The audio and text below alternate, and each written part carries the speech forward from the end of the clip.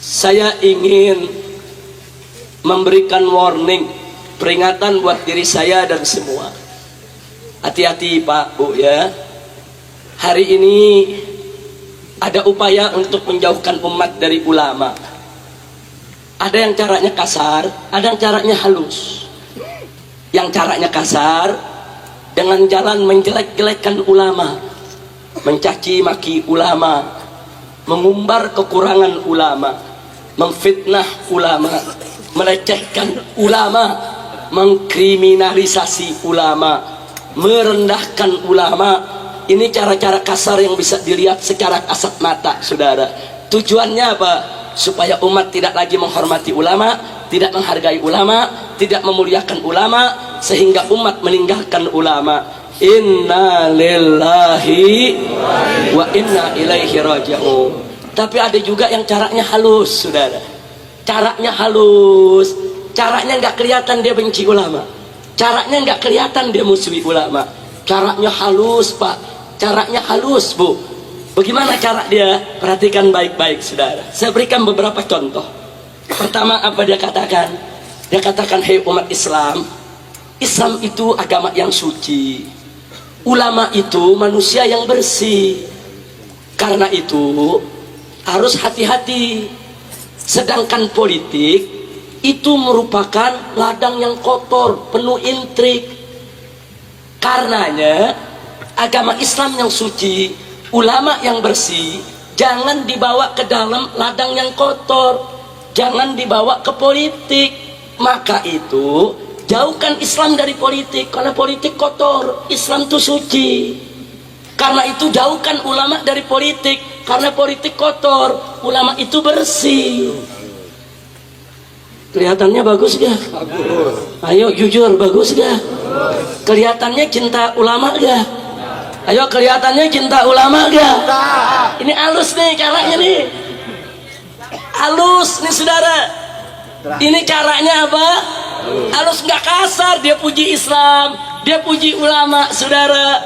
Tapi hati-hati saudara, ini kalimat haqqin yuradu biha batil.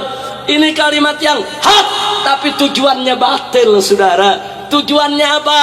Supaya Islam dijauhkan dari politik, supaya ulama-ulama jauh dari politik, agar para bajingan supaya bebas main politik saudara. Supaya para bajingan seenaknya masuk ke dunia politik untuk mengatur seenaknya bangsa dan negara, bikin undang-undang seenaknya, bikin aturan seenaknya. Nanti kalau mereka sudah berkuasa, masuk menguasai politik, mereka bikin aturan seenaknya, ulama yang ditekan untuk melaksanakannya saudara. Betul? Betul? Begitu saya mau tanya, cara mereka licik tidak? Jahat tidak?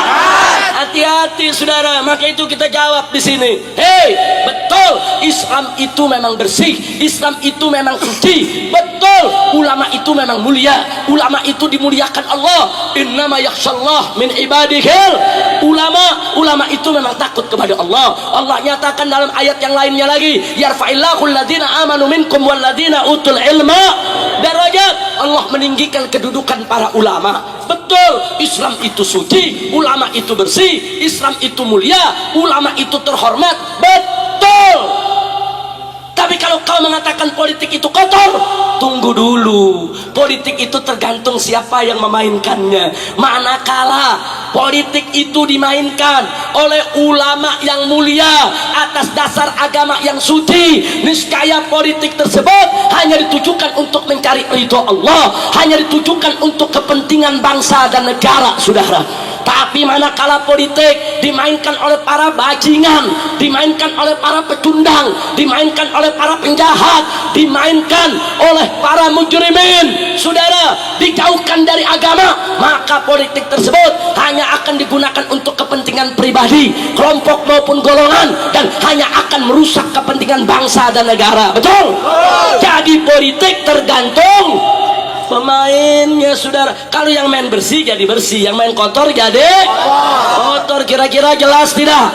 Jelas tidak? Nah, sekarang saya mau tanya anda, mau politik kotor atau politik bersih? Politik kotor atau politik bersih? Pertanyaan saya yang berikutnya, apakah kalau bajingan main politik bisa bersih?